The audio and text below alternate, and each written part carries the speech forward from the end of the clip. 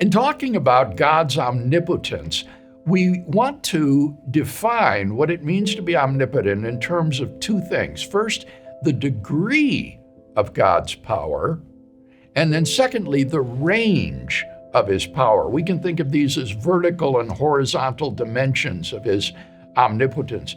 In terms of the degree of God's power, what we want to say is that there is no state of affairs that God is unable to actualize because of a lack of power on his part.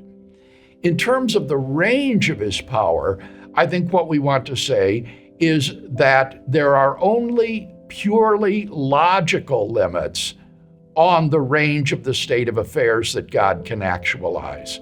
So when we think of the state of affairs of a rock too heavy for an omnipotent being to lift, I think you can immediately see that's an incoherent state of affairs. That is an illogical state of affairs that cannot exist. It cannot be actualized. It's just an inconsistent combination of words. And so God can actualize states of affairs so long as they are not logically impossible states of affairs for someone in that situation to actualize.